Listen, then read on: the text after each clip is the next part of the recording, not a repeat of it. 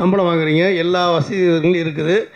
என்ன வசதி சார்? இல்லை, என்ன வசதி அது உங்களுக்கு தான் தெரியும். நான் சொல்கிறேன், அப்புறம் சொல்கிறேன். நீங்கள் பாண்டிய சார் வந்து கேட்டிருக்காங்க, உங்களுக்கு விஜய் சேதுக்கு செட் ஆகாது, நீங்கள் அவரோட படம் பண்ணுறீங்க. மிஸ்கின் சாருடைய பிறந்த நாளில் ஒன்று சேர்ந்துட்டோம். ஏதோ விளையாட்டுக்கு ஆரம்பித்தோம். தலைப்பே வந்து விஜய் சேதுபதி பாண்டராஜ் சண்டைன்னு தான் வந்துருமோன்னு தான் இருக்குது. ஆனாலும் அருவாள் அவர் எடுக்கலை, நான் கத்தி எடுக்கலை, துப்பாக்கி எந்த ஆயுதமும் எடுக்கலை. நீ எப்படி நான் எப்படின்னு கையையும் நீட்டிக்கல. வார்த்தை கத்தி மாதிரி சார், குத்தி கிழிச்சிடும் சார், பார்த்து பயன்படுத்தணும் சார். நீ கவிஞர் சார், நீ பேசுங்க சார், நீ கவிஞர் சார். எனக்கெல்லாம் வராது சார், இல்லை வார்த்தை ஜாலம்லாம் வராது சார். கான்ட்ரவர்சியாக எதுவும் கொடுத்துறாதீங்க. 2 பேருக்கு மிஸ் அண்டர்ஸ்டாண்டிங் வந்தது, படம் பண்ண வேணாம்னு நினச்சோம். ஆனால் பண்ணும்போது அது வந்து ரொம்ப அழகான அனுபவமாகிடுச்சு. கண்டிப்பாக அவரோட நிறைய படம் பண்ணுவேன் நான். அவருடைய எழுத்தும் அவர் யோசிக்கிற விதமும் அவர் மெனக்கிடுற விதமும் அதுக்கு அவ்வளோ சிரத்தை எடுத்துப்பாப்புல. இந்த படம் ஒரு படத்தை எடுக்கிறது மட்டும் இல்லை, ஒரு படம் உங்கள் மக்கள்கிட்ட வந்து சேர்ற வரைக்கும், தேட்டரை விட்டு போகிற வரைக்கும் அது என்னென்ன பண்ணணுமோ அத்தனையும் யோசிக்கக்கூடிய ஒரு மனுஷன். அவ்வளோ பொறுப்பாக அதை செய்யக்கூடியவர். ஹீரோயின் மேடம், ஒரு கேள்வி. அதாவது நீங்கள் அருமையாக நடிப்பீங்க, நான் கூட ஏன் தொடர்ந்து பண்ண மாட்டேன், தமிழை விட மலையாளத்துக்கு அதிக முக்கியத்துவம் கொடுக்குறீங்களோ? ஏன்னா மலையாள ஆர்டிஸ்ட், மலையாளத்துலேருந்து வரவங்களாம் இங்கே சூப்பர் ஸ்டார் ஆகிடுறாங்க, அதாவது ஹீரோயின்ஸு இங்கேயே அப்படி செட்டில் ஆகிடுவாங்க. நீங்கள் மட்டும் தமிழில் ஒரு படம், ஒரு வருஷத்துக்கு ஒரு படம் அந்த மாதிரி தான் பண்ணுற மாதிரி தெரியுது. என்ன காரணம்? நான் மலையாளம் படம் பண்ணவே இல்லைங்க. திருச்சிற்றம்பலம்க்கு அப்புறம் இதுதான் பண்ணிகிட்ருக்கேன் இப்போது. ஸோ ஆமாம், செலக்ட் பண்ணி தான் பண்ணுறேன். அண்ட் ஆல்சோ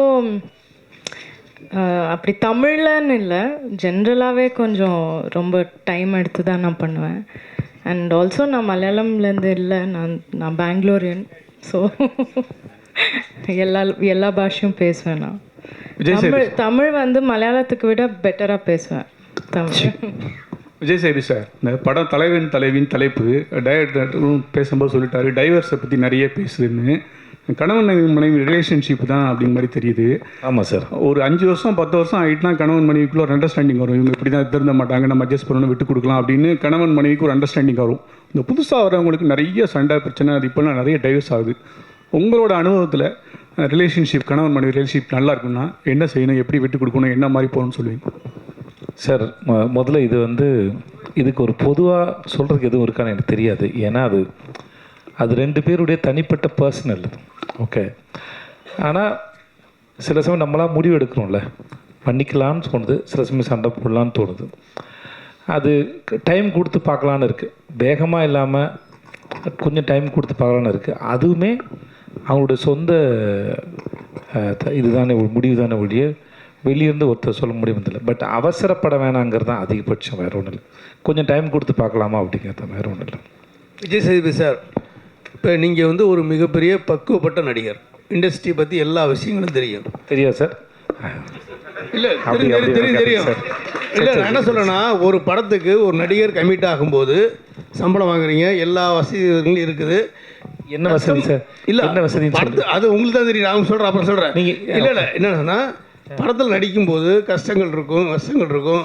சண்டை போட்டேன், இது பண்ணல, எனக்கு பிடிக்கல, ஒத்துக்கலை அப்படிங்கிற விஷயம் மற்ற நடிகர்கள் சொல்லலாம். ஆனால் இப்போ நீங்களே வந்து கஷ்டப்பட்டு சண்டை ஆச்சு, மறுபடியும் சிறப்பாக நடந்துச்சு அப்படிங்கிற ஒரு மனநிலையும் சொல்கிறீங்க.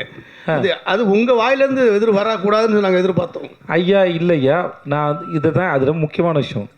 2 பேருக்குள்ள ரொம்ப நாளாக இருந்த மனஸ்தாபம் வந்து, நான் சொன்ன வார்த்தையை நீங்கள் கவனிச்சு நினைக்கிறேன்.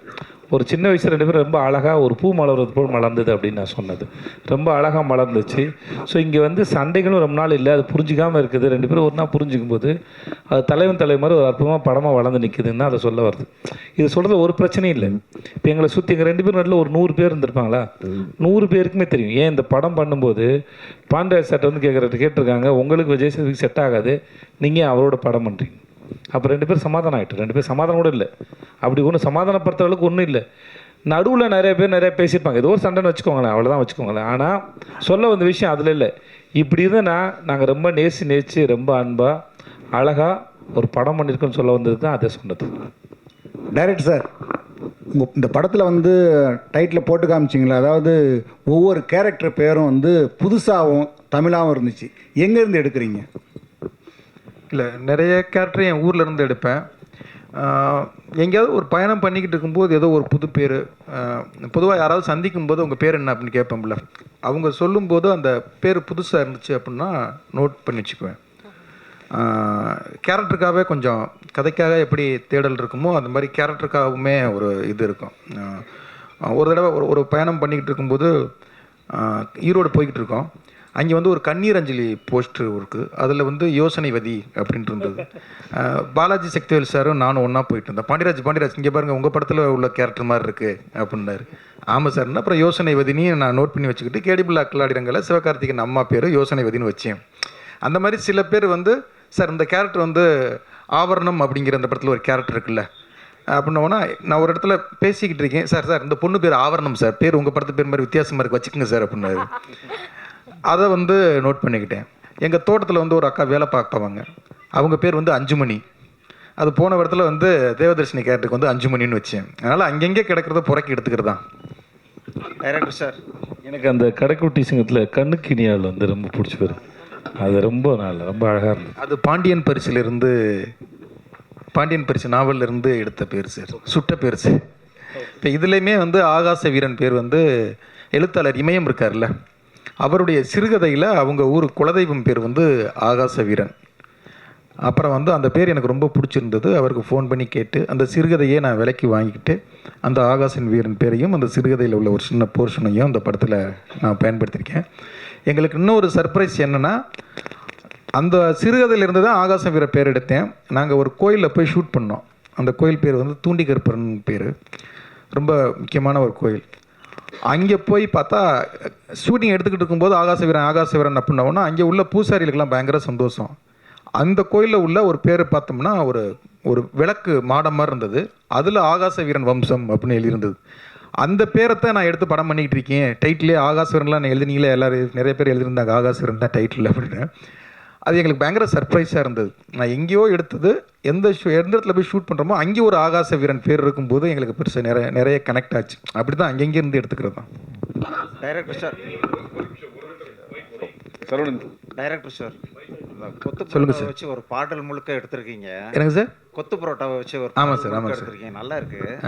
ஆனால் அந்த பரோட்டா அதிகமாக சாப்பிட்டா சுகர் வரும்னு ஏதாவது ஜிகே சேர்த்து விட்ருக்கீங்களா வசனத்தில்?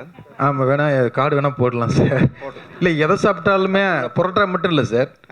இன்னைக்கு சார் நம்ம அரிசி சோறு சாப்பிட்டா கூட சுகர் வருதுன்னுலாம் கிளப்பி விடுறாங்க சார். அதனால் வந்து எல்லாத்துலேயுமே இன்னைக்கு உணவு வந்து ஒரு அரசியலாக மாறிடுச்சு. எல்லாத்துலேயுமே வந்து எதை அதிகமாக சாப்பிட்டாலும், பிரியாணி அதிகமாக சாப்பிட்டாலுமே பிரச்சனை வரும் சார். அரிசியை விட மைதா அதிகம், அதனால சொல்கிறேன். வேணா பரோட்டா வரதுல வேணா சொல்லிடுறேன். பரோட்டா அதிகம் சாப்பிட்றதுல வேணா புகை பிடிக்காதவர்கள்னு கார்டு போடுறது மாதிரி வேணா பரோட்டா அதிகம் சாப்பிடாதவர்களும் ஒரு கார்டு போட்டுருங்க சார். என்னென்னா சென்சாருக்கு அனுப்பிட்டேன் சார், வேணா ட்ரை பண்ணி பார்க்குறேன் sir. Director sir and hero sir, sir ரெண்டு பேருக்கும் ஃபஸ்ட்டு வந்து இந்த ஸ்கிரிப்ட் எழுதும்போது விஜய் சேதுபதி சார் தான் வரணும், வந்தால் அவர்கிட்ட போய் நம்ம எப்படி அப்ரோச் பண்ணுவோம்னு சொல்லிட்டு ஒரு விஷயம் இருக்குது. ஏன்னா ஏற்கனவே நீங்கள் ரெண்டு பேருக்குள்ள சின்ன ஒரு விஷயம் நடந்துன்னு இருக்குது. அது எழுதும் போது என்ன உங்களுக்கு தோணுச்சு? அப்புறம் சார் உங்களுக்கு டேரக்டர் சார் கால் பண்ணும்போது உங்களுக்கு என்ன தோணுச்சு? இல்லை, நாங்கள் சண்டைக்கு அப்புறம் மிஸ்கின் சாருடைய பிறந்த நாளில் ஒன்று சேர்ந்துட்டோம். அதனால் சண்டை ஏதோ விளையாட்டுக்கு ஆரம்பித்தோம். அது தலைப்பே வந்து விஜய் சேதுபதி பாண்டராஜ் சண்டைன்னு தான் வந்துருமோன்னு இதாக இருக்குது. சண்டை உண்மைதான், நடந்தது தான். ஆனாலும் அருவாள் அவர் எடுக்கலை, நான் கத்தி எடுக்கலை, துப்பாக்கி எந்த ஆயுதமும் எடுக்கலை. நீ எப்படி நான் எப்படின்னு கையையும் நீட்டிக்கலை. ஒரு சின்ன மனஸ்தாபம், அது பெரிய மனஸ்தாபமாக மாறிச்சு. சரி, வைக்க வாழ்க்கையில் உங்களை நான் படம் வேண்டாம், நீங்களும் படம் பண்ண வேண்டாம், பிரிஞ்சிட்டோம். அன்பாக தான் பிரிஞ்சோம், சண்டைகள் வார்த்தையெல்லாம் இல்லை. அப்புறம் மிஸ்கின் சார் அவர் பிறந்தநாள் கூப்பிட்டாரு. அங்கே போயிருக்கும்போது பார்த்தா அவர் என்ட்ரி ஆகுறாரு. இப்போ இந்த மனுஷனை நம்ம இப்போ எப்படி ஃபேஸ் பண்ணுறது, நம்ம விலைக்கு போயிடுவோமான்னு நான் யோசிக்கிறேன். அவரும் அந்த மனநிலை வந்தாரா என்னன்னு தெரில. சரி, ஹாய் சொல்லிடுவோமா, இல்லை அப்படியே விலை ஓரமாக ஒரு ஈகோ இருக்கும்ல, பொதுவாக மனிதனுக்குள்ளே ஒரு ஈகோ இருக்கும்ல, அந்த ஈகோ எனக்கு கொஞ்சம் அதிகம் இருக்குன்னு வச்சுக்கங்களேன். ஓடிக்கிட்டே இருக்குது, கேக் வெட்டுவோம் அப்படின்னு மிஸ்கின் சார் கூப்பிட்றாரு. அப்புறம் அந்த கூட்டத்தோட மிங்கிள் ஆகிட்டேன். இந்த கூட்டத்துலேயே அந்த மனுஷன் நம்மளை பார்க்க போகிறான் அப்படின்ட்டு மிங்கிள் ஆகிட்டான். திடீர்னு பார்த்தா கேக் வெட்டிக்கிட்டு இருக்கும்போது ஒரு கை வந்து அப்படி கழுத்தோடு இழுக்குது. இழுத்துட்டு பார்த்தா திரும்பி பார்த்தா இவர், என்ன தலைவா, இல்லை கேள்வி சண்டையை பற்றியே கேட்கணுன்னா கேமராவுக்கே கடுப்பாயிடுச்சு. அதனால அந்த என்ன தலைவா அப்படி பண்ணிட்டீங்க அப்படின்னு சொல்லிட்டு அடுத்து ஒரு படம் பண்ணுவோமான்னு அங்கேயே ஒன்று சேர்ந்துட்டோம். அது அவரே கேட்டுட்டார். இல்லை தலைவா, அன்னைக்கு நீங்கள் கொஞ்சம் அப்படின்னு இல்லை, நீங்களும் கொஞ்சம் அப்படி தான் பேசுனீங்க அப்படின்னு. சரி ஓகே, அடுத்து ஒரு படம் பண்ணுவோம் அப்படின்னா, அப்புறம் கதையை வந்து நான் என் கேமராமேன்ட்ட சொன்னேன், இது சேது சார் பண்ணால் தான் நல்லா இருக்கும்னா. சேது சாரோட அவன் வந்து நிறைய படங்கள் பண்ணியிருக்கான். அவன் உடனே ஃபோன் அடித்து, பாண்டியராஜ் ஒரு சரியான கதை வச்சுருக்கான் கேளுங்க அப்படின்னாரு. ஓகே வர சொல்லுங்கள், எனக்கு ஒன்றும் பிரச்சனை இல்லை. கதையை போய் சென்னேன். ஒரு 20 நிமிஷம் தான் ஃபஸ்ட்டு நான் கதைக்கு சொன்னேன் அவருக்கு. அப்போ வந்து ஒரு ஐடியா, ஒரு இது இருந்தது. கேட்ட உடனே அந்த ஆகாச வீரன், பேரரசி, பொற்சொல்வன், அந்த ஒரு 10 கேரக்டர் பேரும்போதே அவர் ரொம்ப சார் சூப்பராக இருக்குது சார், பேரே ரொம்ப அழகாக, அது ஒரு ரசிக்கிற விதம் இருக்குல்ல, ஒரு கதையை வந்து அவ்வளோ அழகாக அதை ரிசீவ் பண்ணி அவ்வளோ அழகாக ரசித்து, சார் நான் அதை உடனே பண்ணுறேன். அவர் மேனேஜர் குமார் சார் 2 பேரும் தான் கேட்டாங்க. அது கேட்ட உடனே ஒருத்தரை பார்த்து சூப்பராக இருக்குது, நம்ம பண்ணிடுவோம் சார் அப்படின்னாங்க. அப்படி தான் அந்த அன்பா அழகாக ஸ்டார்ட் ஆனது சார்.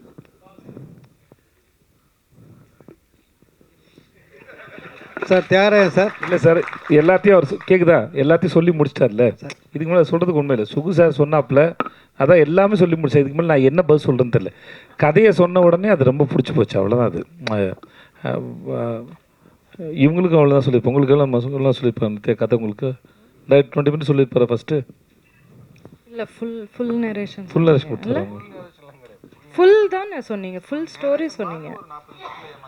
அவ்வளோதான் இருக்கும். பட் அது கேட்டவுடனே இது எல்லாருக்குமே சரி, அவர் சொல்கிற விதத்துலேயே பிடிச்சிடும், எனக்கு தெரிஞ்சிருக்கேன். சார் தியாகராஜன் சார், இந்த சண்டையில் நீங்கள் எதுவும் பாதிக்கப்பட்டிருக்கீங்களா சார்? சார் நம்ம அந்த டாப்லேருந்து வெளியே போவோமா சார்? அது முடிஞ்சு போச்சு சார். அது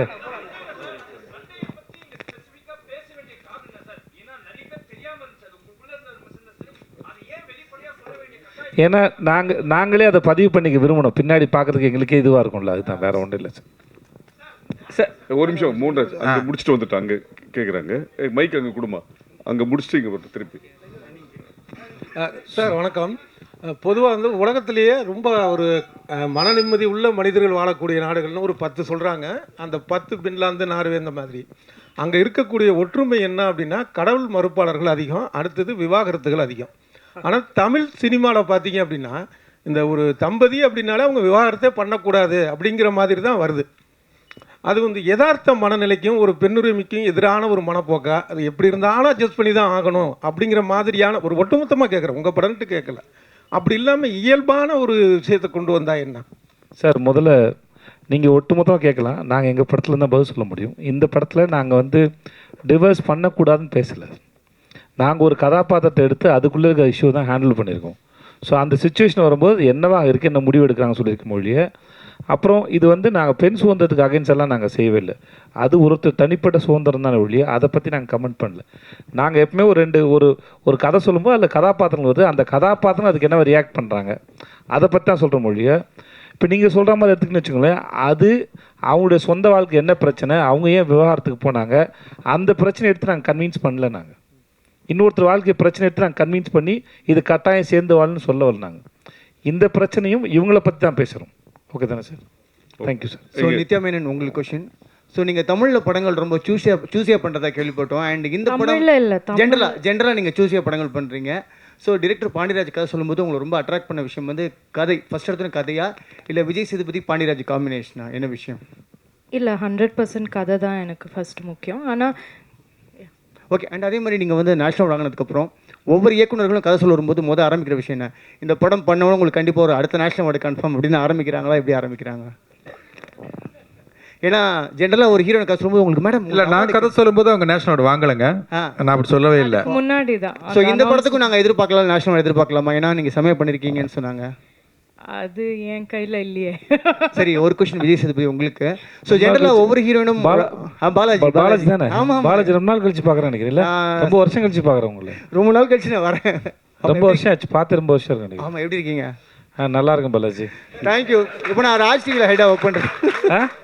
நான் சன் மியூசிக்கில் ஹெட்டாக இருந்துட்டு இப்போ ராஜ் மியூசிக்ஸில் ஹெட்டாக ஒர்க் பண்ணுறேன். பார்த்தே பல வருஷம் இருக்குமே, அதான் கேட்டேன், ஆச்சரியமா இருக்குது. 2 வருஷம் லண்டன் போயிட்டு இடல, அதனால தான். Okay, thank you. லண்டன்லாம் எப்படி இருக்கு? நல்லா இருக்கு, நல்லா இருக்கு. தேங்க்யூ. ஸோ இந்த படத்தில் வந்து நீங்கள் சேர்ந்து ஒர்க் பண்ணியிருக்கீங்க. ஹீரோயின் நித்யா மேனன், 2 பேரும் காம்பினேஷனில் வந்து ஒரு மறக்க முடியாத விஷயம். ஏன்னா ஒவ்வொரு ஹீரோயினுக்கும் ஒரு அழகான கெமிஸ்ட்ரி இருக்கும். ஸோ இதில் சொல்லுங்கள் ஜென்ரலாக என்ன விஷயம்? ஏன்னா ட்ரெய்லர் பார்க்கும்போது ரொம்ப க்யூட்டாக அழகாக இருக்குது. கீழே கமெண்ட்ஸ்லாம் பார்த்தேன், ட்ரெய்லரில் பயங்கர பாசிட்டிவாக இருக்குது. 2 பேர் காம்போக்கு அவ்வளோ அழகான ஒரு ஃபீட்பேக் இருக்குது. எப்படி செட்டில்? இல்லை, முதல்ல வந்து இது எழுதப்பட்டதான் சார். முதல்ல என்ன எழுதியிருக்காங்களோ அதுதான் ஒன்று. ரெண்டாவது வந்து அது ஒரு பேப்பரில் இருக்கிறத ஒரு ஆக்டர் எவ்வளோ தூரம் புரிஞ்சுக்கிறாங்களோ அதுக்கப்புறம் தான் அதில் வந்து சரி. எங்கள் டைரக்டர் சொன்ன மாதிரி, இது என் கூட இருக்க நிறைய பேர் நடிக்கும்போது சொன்ன மாதிரி, இது பார்க்குறதுக்கும் சரி ரொம்ப நிஜமாக இருக்குது. சண்டை போடும்போது சரி, கொஞ்சிக்கும் போதும் சரி, இல்லை ஒருத்தர் மிஸ் பண்ணிக்கிற மாதிரி இருந்தாலும் சரி, அது அந்த பேப்பரில் இருக்கிறத அதோட ஃபீலை எங்கள் டைரக்டர் என்னவா நினச்சி எழுதினாருங்கிறத ஒரு ஆக்டர் புரிஞ்சிக்கும் போது அதுக்கு உயிர் வருதுன்னு நான் நம்புகிறேன். ஸோ அதை ரொம்ப பண்ணக்கூடிய ஜகஜால கில்லாடி வந்து நித்யா மேனன். ஸோ வாழ்த்துக்கள். ட்ரெய்லர் ரொம்ப ப்ராமிசிங்காக இருந்தது. வாழ்த்துக்கள். ரொம்ப நாள் கழிச்சு உங்களை பார்த்ததில்ல, சந்தோஷம். லண்டன் பிரயாணத்தை பற்றி ஏதாவது புத்தகம் எழுதா வெளியிட்டிங்கன்னா கண்டிப்பாக என்னை கூப்பிடுங்க, நான் வரேன். Thank you so much. வாழ்த்துக்கள் பாலாஜி. ஹீரோ சார், இங்கே சார் சொல்லுங்கள். பரோட்டா மாஸ்டராக நடிச்சிருக்கீங்க. சமையலுக்காக ஏதாவது ஹோட்டலில் போய் கற்றுக்கிட்டீங்களா எப்படி சார்? சார், என் ஆஃபீஸ்லேயே பக்கத்தில், என் ஆஃபீஸ் விரும்பாத்துலைங்க சார், பக்கத்தில் ஒரு ஹோட்டலில் இருந்து அவங்க மூடின ஹோட்டலோட ப்ராப்பர்ட்டி இருந்தது. பரோட்டா கல் இது வந்தது. மாஸ்டர் வர வச்சு ஒரு 2 months கிட்ட நான் ப்ராக்டிஸ் பண்ணேன் சார். நான் பரோட்டா போடுவேன் சார். நான் தேங்க்யூ சார். சார் அப்புறம் கைத்தொழில் ஒன்றை கற்றுக்குள், கவலை உனக்கில்லை ஒத்துக்கொள்ன்ற மாதிரி சார். எனக்கு இனிமேல் வந்து என்னம்மா இல்லைம்மா அதெல்லாம் ட்ரை பண்ணுவோம். அது ஒரு நாள் இவங்கெல்லாம் சாப்பிட்டாங்க. நீ தான் சாப்பிட்ட, என் ஆஃபீஸ் எல்லாம் சாப்பிட்டாங்கம்மா. சாரும் சாப்பிட்டாரு. இந்த தண்ணிக்கு போல் தர்பூசணி பரோட்டா வந்து நல்லாயிருக்கும். நாங்கள் பைனாப்பிள் ட்ரை பண்ணோம், அது திரிஞ்சு போச்சுமா, அது வேலைக்கு ஆகலை. ஸோ அதனால் இன்னொரு கேள்வி, ஹோட்டல் பேர் வந்து உங்கள் தங்கச்சி பேரில் இருக்குது, அது உங்கள் பேர் வைக்க சொல்லி நீங்கள் டேரக்டர்கிட்ட கேட்கலையா? ஹோட்டலுக்கு பேர் ஆண் எப்பவுமே தியாக மனப்பான்மை கொண்டவன் சார்.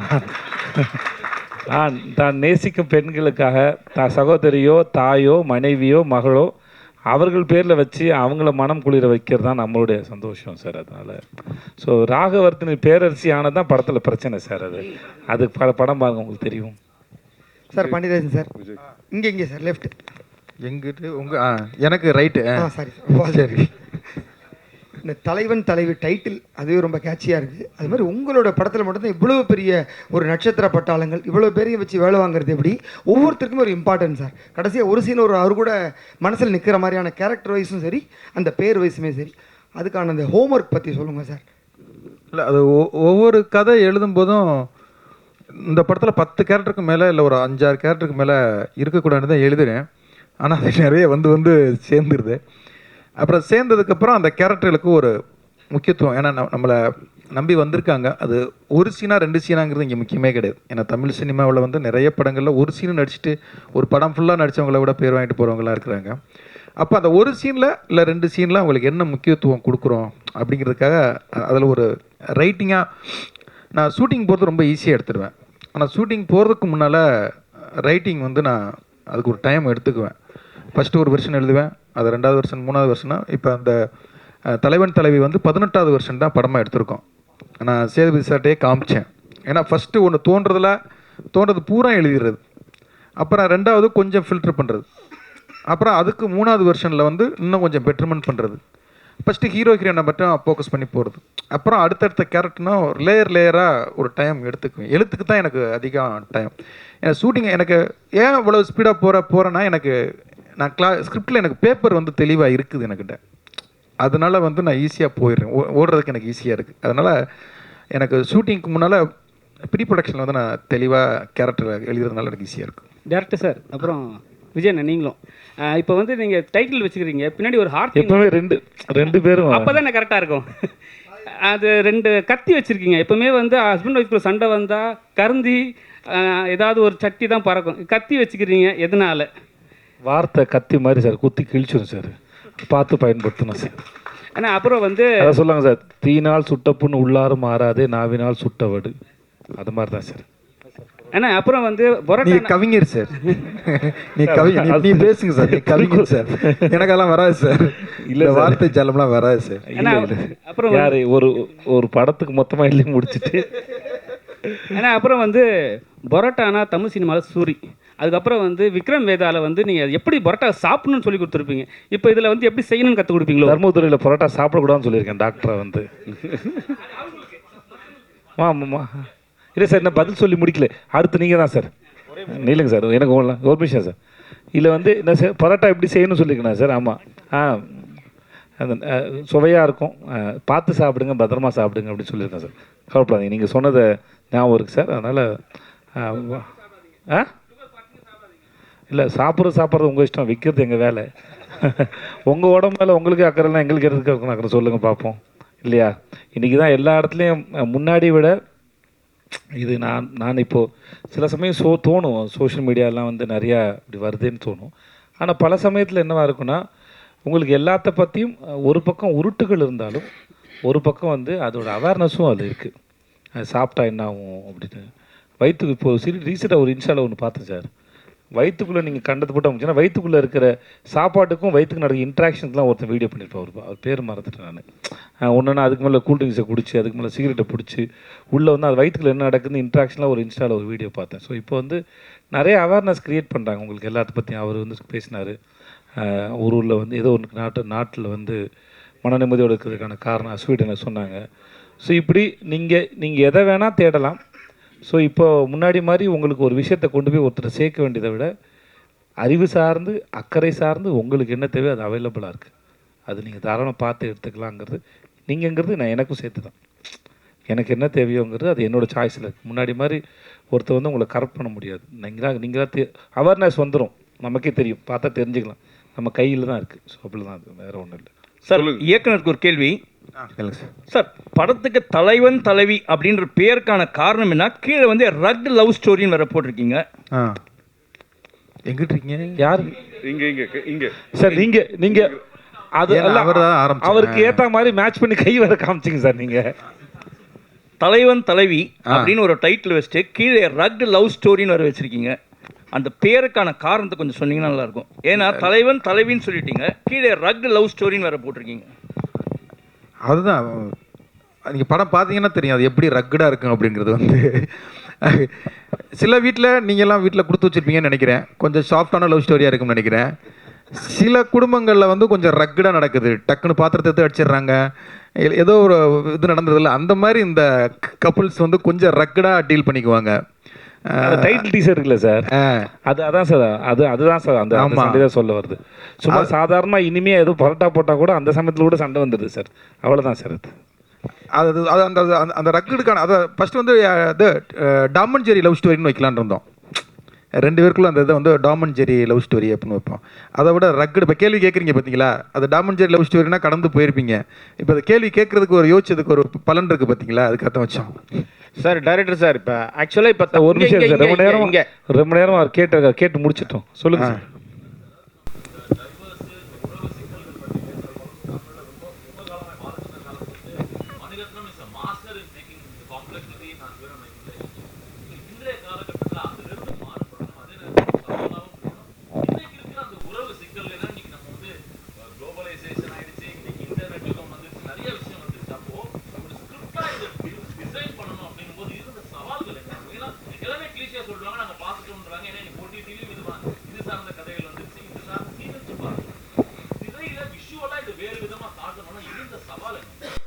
இல்லை, பொதுவாகவே இந்த மாதிரி ஒரு குடும்ப படம் எடுக்கிறோம்னாவே சீரியல் அப்படின்னு ஒரு விமர்சனம் எழுதிடுவாங்க, இல்லை கிளிசவாக இருக்குது, கிரிஞ்சாக இருக்குது அப்படின்னு சொல்லிடுவாங்க. அது ரொம்ப சவாலானது. அந்த மாதிரி ஒரு குடும்ப படம் எடுக்கிறது தான் ரொம்ப கஷ்டம். அது ரொம்ப அதை டீல் பண்ணுறது கொஞ்சம் விட்டோம்னா சீரியலாக மாறிடும், அது உண்மை தான்.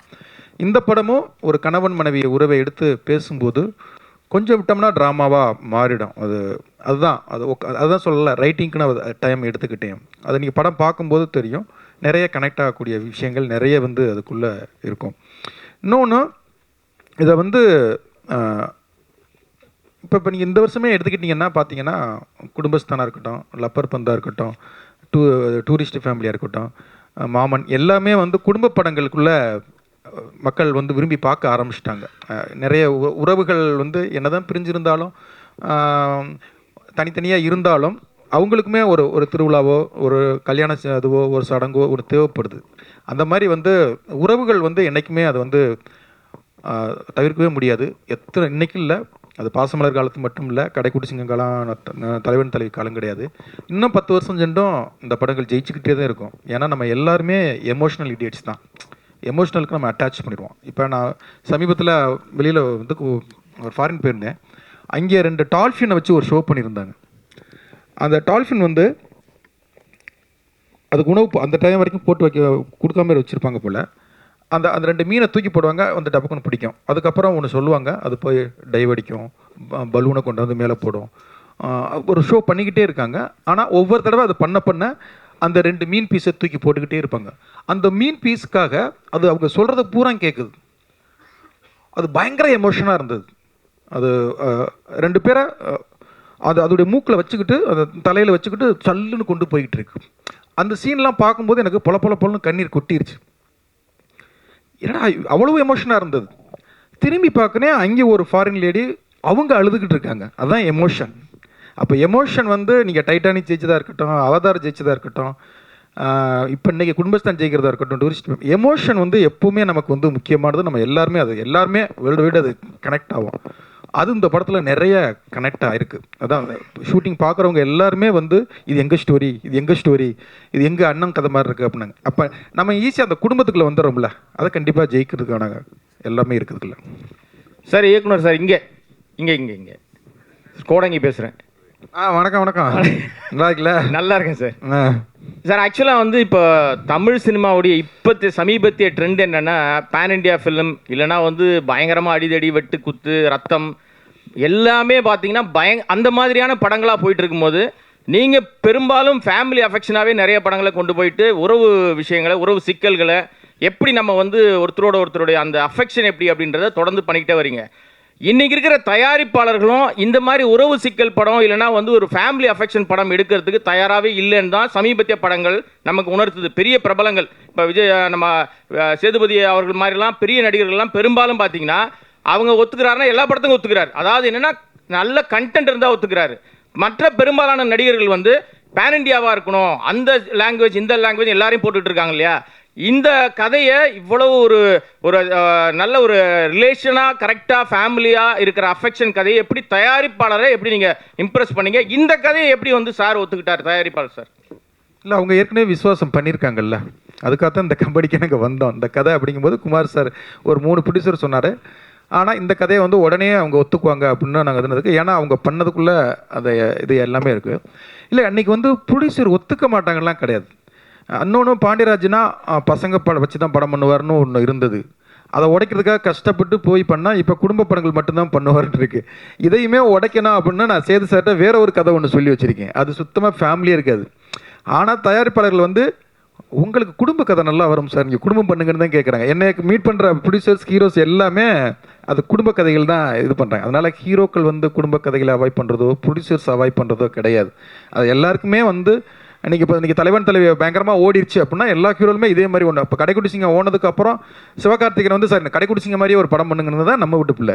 இப்போ தலைவன் தலைவி ஓடிடுச்சு அப்படின்னா அடுத்த ஹீரோக்கள் வந்து தலைவன் தலைவி மாதிரி ஒரு படம் பண்ணுங்கன்னு தான் கேட்பாங்க. அதனால் வந்து ஃபேமிலிக்கானது. ஏன்னா லவ் படம் எடுத்தோம்னு வச்சுக்கோங்களேன், 2 டிக்கெட் தான் போகும். நான் எப்போவுமே அதான் சொல்லுவேன், 2 டிக்கெட் தான் போவோம். ஹாரர் எடுத்தோம்னா ஒரு 4 டிக்கெட்டு 3 டிக்கெட் போவோம். அது ஆடியன்ஸ் வந்து பிரிஞ்சு போகும். ஆனால் குடும்ப படம் எடுத்தோம்னு வச்சுக்கோங்களேன், 10 டிக்கெட்டு 20 டிக்கெட்டு 40 டிக்கெட்டு 50 டிக்கெட்லாம் போகும். படம் பிடிச்சிருச்சுன்னா வாட்ஸ்அப் குரூப்பில் போட்டாங்கன்னா அது பிச்சுக்கிட்டு போயிட்டே இருக்கும். அப்படி தான் வந்து கடைக்குட்டி சிங்கத்துக்குலாம் டிக்கெட் கிடைக்கல, நம்ம வீட்டு பிள்ளையே டிக்கெட் கிடைக்கல.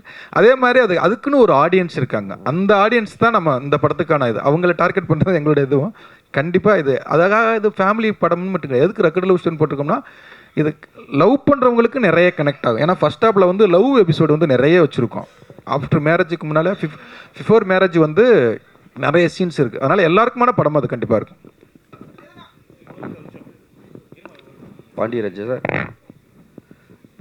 பாண்டியராஜ் சார், நம்ம ஊர் கிளிக்கு கவலைப்படாது, நீங்கள் டால்ஃபினுக்கு கவலைப்பட்டிருக்கீங்க. எது? நம்ம ஊர் கிளி ஒரு நெல்லுக்கு ஒரு இது பண்ணுவோம் ஜோசியம் பார்க்கறதுக்கு, அதுக்கு கவலைப்படாத நீங்கள். அது கவலைப்படலாம் நான் சொல்ல, சமீபத்தில் ஒரு ஷோ பார்த்துட்டே சொன்னேன், ரொம்ப மனசை பார்த்துச்சுன்னு சொன்னீங்க. சரி, ஆமாம்மா, நீங்கள் அழுதுடுவீங்க. Senthil sir, producer Senthil sir, 2 பேரும் டார்ச்சர் பண்ணாங்கன்னு பேசிகிட்டு இருக்கீங்க. இதில் விஜய் சேதுபதி டார்ச்சர் பெருசாக பண்ணாரா இல்லை பாண்டியராஜ் நிறையா டார்ச்சர் பண்ணாரா? எங்களை பொறுத்த வரைக்கும் அவங்க பாட்டு ஒர்க் பண்ணிகிட்டே இருந்தாங்க, எந்த டார்ச்சரும் கிடையாது. அவர் பாண்டியராஜ் சார் பொறுத்த வரைக்கும் என்னென்னா அவருக்கு வேலை நடக்கணும். அவர் காலைல போய் 7 மணிக்கு போனார்னா துருன்னு ஏதாவது அவர் பாட்டு ஏதோ எடுத்துகிட்டே இருப்பார். அதனால் அவர் கண்டினியூஸ்லி ஒர்க்கிங் தான், வேறு எதுவுமே பண்ண மாட்டார். அதனால் அவர் பொறுத்த வரைக்கும் எந்த டார்ச்சரும் எங்களுக்கு வந்ததே கிடையாது. இது மாதிரி எவ்வளோ அமைதியாக எந்த படைப்பிடிப்பும் எங்களுக்கு ரொம்ப வருஷம் கழிச்சு நடந்தது. அது ஃபேமிலி படங்கள் பற்றி சொல்கிறாங்க. ஏன்னா ஒரே ஒரு பாயிண்ட் நான் சொல்லிக்கிறேன். சேட்டலைட் ரேட்டிங் பொறுத்த வரைக்குமே பார்த்தீங்கன்னா இன்றைக்கி குடும்ப படங்கள் கடைக்குட்டி சிங்கம் தான் விஜய் டிவியில் இருக்கல, அதுக்கு அதிகமாக தான் டிஆர்பி ரேட்டிங் பெற்ற படம். அதே மாதிரி விஸ்வாசமும் சமீப காலத்தில் சன் டிவியில் அதிகமான டிஆர்பி ரேட்டிங் பெற்ற படம். அதனால் குடும்ப படங்கள் வந்து நம்ம அவங்க ஃபேமிலி ஆடியன்ஸை நம்ம வந்து ஏதோ கம்மியாக மதிப்பிடுற மாதிரி இருக்குது. நீங்கள் வால்ட் டிஸ்னி எப்படி வளர்ந்தது? வால்ட் டிஸ்னியே வளர்ந்தது குடும்பத்துக்காக படத்தினால தான் வால்ட் டிஸ்னியே வந்தது. நீங்கள் அவங்க ஸ்டோரிஸ்லாம் பார்த்தீங்கன்னாவே நிறைய நம்ம ஆதி காலத்து கதை முறைகளை விற்று அவங்களே ஸ்டோரிஸ் பண்ணுறாங்க, கதைகள் பண்ணுறாங்க, கதைக்களங்களே. அதனால் உங்களுக்கு எங்களை பொறுத்த வரைக்கும் இது அவங்க சொன்ன மாதிரி அமைதியான ஷூட்டிங். அதுவும் நீங்கள் அந்த பூண்டி கருப்பர் கோயிலெலாம் போனீங்கன்னா ரொம்ப அற்புதமான கோயில், அதான் யாரும் பார்த்துருக்கவே மாட்டாங்க. சார் ப்ரொடியூசர் செந்தில் சார், உங்களுக்கு தான் இந்த கேள்வி. இப்போல்லாம் வந்து ப்ரொடியூசர் வர்றதே அவர் பையனை நடிக்க வைக்கிறதுக்கு இல்லை அவர் நடிக்கிறதுக்கு அப்படி தான் வராங்க பெரும்பாலும். நீங்கள் ஆள் பார்த்தீங்கன்னா ஜிம் பாடி ஒயிட்டாக பயங்கரமாக இருக்கீங்க. நீங்கள் ஒரு வில்லன் கேரக்டர் அப்புறம் அப்படியே மெல்ல ஹீரோ இல்லை அப்படி பண்ண ஐடியா இருக்கா? ஏன்னா இன்றைக்கெல்லாம் இல்லை ஒரு நிமிஷம் சொல்லிடுறேன் நான். ஏன்னா அப்பா தாத்தா வழியில் அதெல்லாம் வேணான்னு இருக்கீங்களா இது?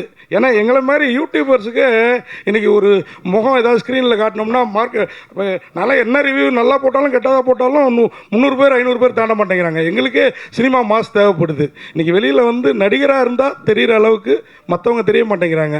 அந்த ஐடியா நடிப்புக்கு திறமை வேணும். நான் வந்து விளையாட்டு வீரராக இருந்தேன். நான் தமிழ் ஒலிம்பிக் அசோசியேஷன் பொருளாளராக இருக்கிறேன், கூடைப்பந்து சங்க தலைவராக இருக்கிறேன், ரக்பி தலைவராக இருக்கிறேன் இந்தியாவுக்கு. அதனால் நம்ம வந்து விளையாட்டு பொது சேவைகள், நம்மளுக்கு பொருளாதாரம் படிச்சிருக்கு, உலக வர்த்தகம் படிச்சிருக்கு அமெரிக்காவில். நம்மளுக்கு என்றைக்குமே கதைகள் நம்ம வளர்ந்ததே சினிமா செட்டில் தான். காக்கி சட்டையிலேருந்து எல்லாம் குழந்தைய வந்து வளர்ந்து பார்த்துருக்கனால எங்கள் அப்பா வளர்ந்ததும் சினிமா செட்டில் தான், கல்யாண பரிசுலேருந்து எல்லாமே. அதனால் எங்களுக்கு என்றைக்குமே நல்ல கதைகள் சொல்லணும். சினிமா நீங்கள் வந்து எல்லாருமே என்ன பண்ணுறீங்கன்னா, நம்ம தமிழ்நாட்டை வந்து இன்றைக்கி ஒரு முதன்மை மாநிலம் சினிமா துறையில் இருக்குது தமிழ்நாடு ஒண்டி தான். இன்றைக்கி வந்து மாடர்ன் தேட்டர்ஸ் பண்ணது யாரும் பண்ணதே கிடையாது. அன்றைக்கி வந்து அமெரிக்கா யூஎஸ்சி பல்கலைக்கழகத்துலேருந்து எல்லோரும் வந்து மாடர்ன் தேட்டர்ஸில் வந்து பயிற்சி எடுத்தாங்க. இவர் டங்கன் வந்து எங்கேருந்து வந்தார்? வெளியிலேருந்து தானே வந்தார். ஆனால் அதெல்லாம் மறந்துடும். இப்போ வந்து ஹைதராபாத்தை தூக்கி பிடிக்கிறீங்க. நீங்கள் தான் வந்து தமிழ் கலாச்சாரம் அவ்வளோ பெரிய சிந்தனையாளர்கள் நம்ம தமிழ் சினிமாவில் இருந்திருக்கிறாங்க. அதனால் அதை நம்ம தான் விட்டோம். அதனால் அது நீங்கள் தான் வந்து தூக்கி பிடிச்சி சொல்லுவோம். எல்லாமே ஹைதராபாட்ன்றீங்க. அன்றைக்கி சந்திரலேகா வந்து 48 பண்ணி எவ்வளோ படங்கள் இப்போ 8 லாங்குவேஜில் பண்ணாங்க, 8 மொழியில் பண்ணாங்க. அன்றைக்கி ஹாலிவுட் பட்ஜெட்டுக்கு சமமான பட்ஜெட் சந்திரலேகா. அது நம்ம தானே விட்டோம். நம்ம பேன் இண்டியாங்கிறது நம்ம பண்ணியிருக்கோம். இப்போ ஒன்றும் இல்லை. இப்போ எங்கள் வீனஸ் பிக்சர்ஸ் அவருக்கு வந்து அவர்களே அவர் வந்து பாலுபலி இதுன்னு ராஜ்குமார் படத்தை வச்சு இங்கே வந்து ஊருக்குள்ளே பண்ணியிருக்காரு. அதே வந்து தெலுங்குல வந்து மஞ்சிவாடும் ஏனார் வச்சு பண்ணியிருக்காரு. அம்ஷக்கல் ராஜேஷ் கண்ணா வச்சு பண்ணியிருக்காங்க.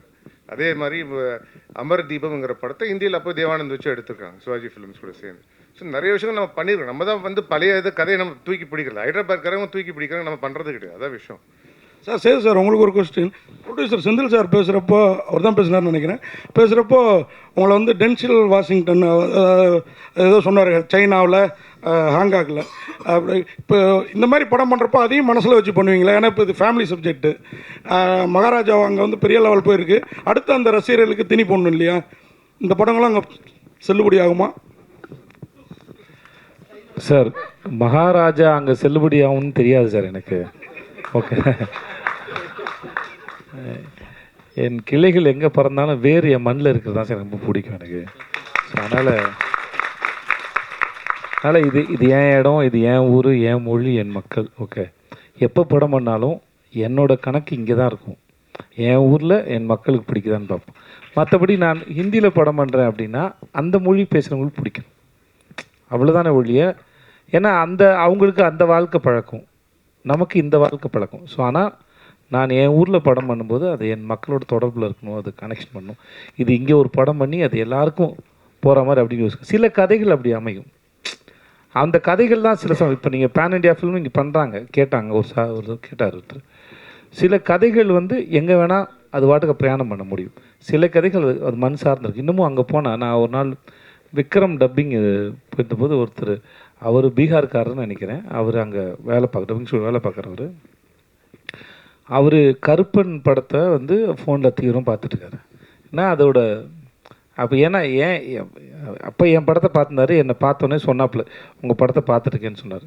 ஏன்னா நம்ம எந்த படத்தையும் வந்து அதோட ரூட்டடாக அதோட மண் சார்ந்து சொல்லும்போது அது எல்லா இடத்துலையும் கனெக்ட் ஆகும். அதுக்கு இப்போ நம்ம காந்தாரை பார்க்கும்போது எல்லாருக்கும் பிடிச்சிருந்ததில்ல. அது அங்கே இருக்கிற எனக்கு அதுக்கு மேலே அந்த நாட்டார் தெய்வத்தை பற்றி தெரியாது. ஆனால் அந்த படம் பார்க்கும்போது எனக்கு அது அவ்வளோ கனெக்ட் ஆச்சு. இந்த மாதிரி எந்த ஊர் கதையாக இருந்தாலும் சரி, அது அந்த ஊரோட முழுக்க முழுக்க உயிரோடு இருக்குது, அந்த மண் சார்ந்து இருக்குன்னா அது உலகத்தில் எங்கே வேணால் போய் சேரும். எனக்கு குமாராஜ் சார் ஒன்று அழகாக சொல்லுவார், லோக்கல் தான் ஃபாரின். அந்தந்த ஊரோட லோக்கல் தான் ஃபாரின் இல்லையா? அவ்வளோதான். விஜய் சேவி சார் ஒரு நிமிஷம் சார், இது உணர்வு சம்மந்தப்பட்ட படம் இல்லை, உணவு சம்மந்தப்பட்டதுனால கேட்குறோம். இந்த யூடியூப் ரிவ்யூலாம் வந்த பிறகு இல்லை சார், இது உணர்வு சம்மந்தப்பட்ட படம். சரி, உணவும் இருக்கனால கேட்குறோம். இந்த யூடியூப் ரிவ்யூலாம் வந்த பிறகு குழந்தைகள் வீட்டில் வந்து சாப்பாடு அது என்னென்னமோ சாப்பிடுதாங்க, வயிறு பிரச்சனை, ஒபிசிட்டி. சென்னையில் நீங்கள் பார்த்தீங்கன்னா அவ்வளவு பிரியாணி கடைகள் அவ்வளவு வந்துட்டு, இதை பற்றி என்ன நினைக்கிங்க? ரெண்டாவது உங்கள் உணவு முறை என்ன கொஞ்சம் சொன்னீங்கன்னா. இல்லை சார், ஒன்று வந்து இது இப்போ முன்னாடி பதில் சொல்லிட்டேன். அவங்கவுங்க குடும்பத்து மேலே அவங்க எடுத்து அக்கறை தான் சார். வெளியேருந்து யாரோ வந்தாலும் அவங்கள வந்து கெடுக்கிறதான் ஸ்பாயில் பண்ண முடியாது. அது நம்ம எடுக்கிறது தானே சார் முடிவு. சாய்ஸ் உங்களோட தானே. இன்றைக்கி போய் சாப்பிடலாமா வேணாமா, என் குழந்தைக்கு இது வாங்கி கொடுக்கலாமா வேணாமா, இல்லை நான் சாப்பிடலாமா வேணாமாங்க அப்படிங்கிறது நான் தானே தேர்ந்தெடுக்கிறேன். வேறு இவ்வளோ கடைகள் வந்தாலும் என்ன நடந்தாலும் நம்ம தானே முடிவு எடுக்கிறோம். அதை வந்து நாங்கள் படம் எடுக்கிறோம், படம் வந்து எடுத்து உங்களை பார்க்க சொல்லி இன்வைட் தான் பண்ணுறோம். படம் பார்க்குறது உங்களோட சாய்ஸ் தானே. அது மாதிரி தான் இது. யாரையும் கெடுக்கலாம் முடியாது சார். இப்போலாம் ஒன்றும் இல்லை சார். விஜயண்ணே லாஸ்ட்ண்ணே, கடைசியாக முடிச்சிக்கலாமா சார்? ஆமாம் லாஸ்ட்ண்ணே. அண்ணா இப்போ ஓகே, உங்களோட முடிச்சிக்கலாமா? Okay sir. ஏன்னா இப்போ வந்து எப்பவுமே வந்து நல்ல விஷயம் பண்ணால் கூட இப்போ இருக்கிற ஜென்ரேஷன் வந்து ட்ரால் பண்ணுறாங்க. சரிங்களா? ட்ரால் பண்ணி அதை வந்து அவங்க வந்து தப்பான விஷயத்தை கொண்டு போகிறாங்க. அவங்களுக்கு எதாவது அட்வைஸ் பண்ண வேண்டியதாக இருந்தால் சொல்லுங்கண்ணே. அப்படிலாம் ஒன்றும் இல்லை சார். முதல்ல வந்து யாருக்கு அட்வைஸ்லாம் பண்ண தேவையில்லை. அவங்க இப்போ பண்ண வேலையை மட்டும் ட்ரால் பண்ணல, முன்னாடி பழைய படங்கள் பழைய விஷயங்கள்லாம் எடுத்து கூட ட்ரால் பண்ணிட்டு தான் இருக்காங்க. மேபி இது இப்போ இருக்கிற ஒரு நையாண்டின்னு வச்சுக்கோங்க. நம்மளும் இதெல்லாம் சின்ன வயசில் வேறு ஃபார்மில் அதை கிண்டல் பண்ணியிருப்போம், கார்ட்டூனாக இருந்திருக்கும், எல்லாம் பேசியிருப்போம், கிண்டல் பண்ணிப்போம். அதெல்லாம் நடக்கிறது தான். அது அந்தங்கே இருக்கிறதும் அது வாழ்க்கை, அது அந்தந்த காலகட்டத்துக்கும் அது வேறு ஒரு பரிணாமத்துக்கு போதே ஒழிய அது இல்லாத ஒன்றுலாம் கிடையாது. நம்ம எல்லாத்தையும் இருக்கிறது ஒன்று தான். நம்ம ஒன்று பண்ணணும், நீங்கள் இது இப்படி தான் பார்க்கணுன்னு சொல்ல முடியாது. பொது வெளியில் நம்ம வெளியிடுறோம், அது அவங்க வேறு ஒரு கோணத்தில் பார்க்குறாங்க, அதையும் சில பேர் ரசிக்கிறாங்க, சில பேர் விமர்சனங்கள் பேர்லேயும் சில பேசுவாங்க. அது அவங்களுடைய பாயிண்ட் ஆஃப் வியூ, அதுக்கு எல்லாரும் பதில் சொல்ல முடியாது. நீங்கள் இப்படி தான் என் படத்தை பார்க்கணும்னு சொல்ல முடியாது. அவர்களுக்கு நான் படம் எடுத்து கொடுத்துட்டோம், இல்லை ஒரு வேலை செஞ்சு முடிச்சிட்டோம், இல்லை சமையல் செஞ்சு கொடுத்துட்டோம். மற்றபடி அதை டேஸ்ட் பண்ணுறாங்களோ பார்க்குறவங்களோ அது அவங்களுடைய கருத்து. அதை இப்படி இருக்கணும் அப்படி இருக்குன்னு சொல்கிறது நம்மளோட வேலை இல்லை. மேபி அவங்க சொன்னாங்கன்னா எங்கள் படத்தில் அது இருக்குது போல இருக்குது அப்படின்னா அப்போ நம்ம சரி பண்ணிக்க தான் முயற்சி பண்ண முடியும். இதுக்கு முன்னாடி தான் சொன்னேன், ஊர் வாயை மூட முடியாது, உளவாயை தான் மூடலாம். அதனால் சார் நம்மக்கிட்டேருந்து வர விமர்சனங்களுக்கு ஓகே, நம்மளை என்ன சரி பண்ணிக்கலாம், பெட்டராக பண்ணலாம்னு யோசிக்க பெட்டர். லாஸ்ட் கொஸ்டின், லாஸ்ட் முடிச்சு சார்.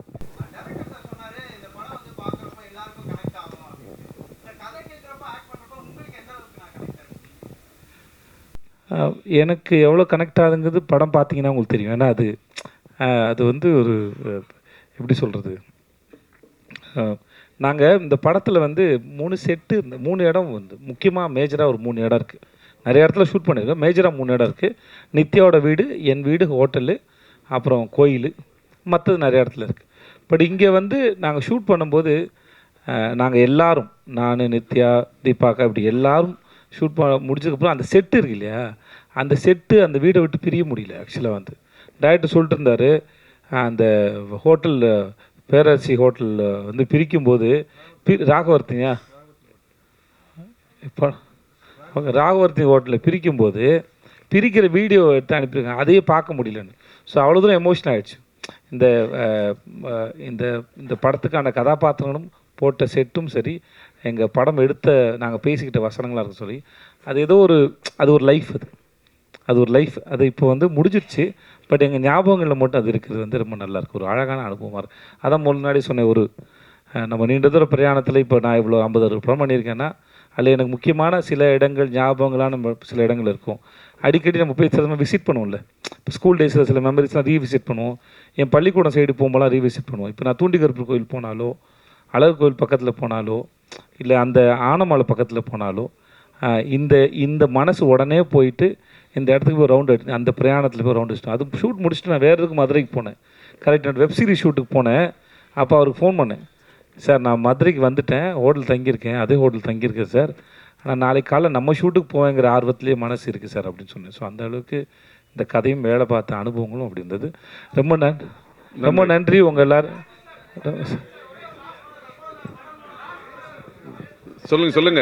சொல்லுங்க கடைசி கேளுங்க சார், கேளுங்க சார்.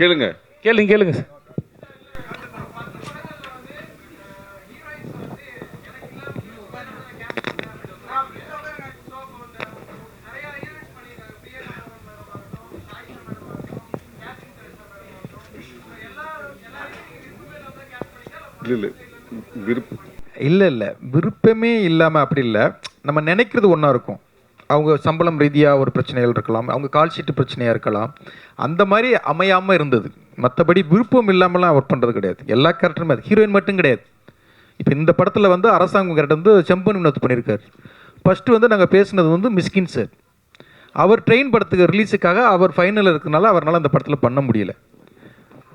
அவர் இல்லையே அப்படிங்கிறது வந்து அவர் பண்ணியிருந்தா வேற ஒரு இதுவாக இருக்கும். ஆனால் இதில் வந்து செம்பன் வினோத் இன்னும் அவர் ஒரு இதில் அழகாக பண்ணியிருக்காரு. அதனால் வந்து ஐயோ மிஸ்கின் சார் இருந்திருந்தா இன்னும் அப்படி இல்லை, இவர் ஒரு நித்யாவுடைய அப்பாவா வேற மாதிரி அழகாக பண்ணிட்டார். அதனால் எல்லா கேரக்டருமே ஹீரோயின் மட்டும் கிடையாது, எல்லா கேரக்டர்லையுமே நினச்சது அமையாது. இதில் அவனுக்கு எல்லாமே நினச்சது.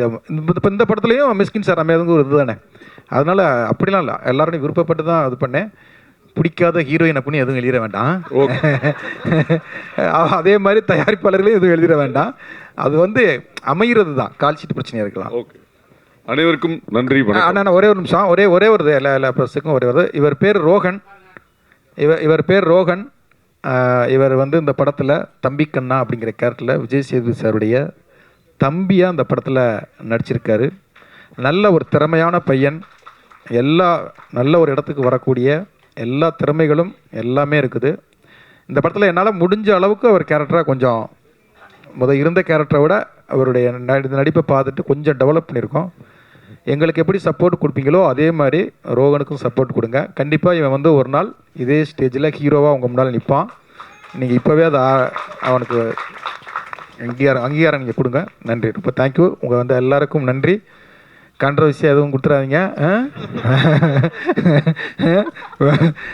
3 வருஷத்துக்கு அப்புறம் வருது படம். சேது சாருக்கும் எனக்கும் சண்டை மட்டுமே எழுதிட வேண்டாம். அது ஒரு சின்ன சாப்டரு, பெரிய சாப்டர் நிறைய இருக்குது. அதனால் படம் ப்ரெஸ் ஷோக்கு அப்புறம் உங்களை எல்லாரையும் சந்திக்கிறோம். ரொம்ப நன்றி, ரொம்ப நல்லா இருந்தது. ரொம்ப நன்றி, தேங்க்யூ.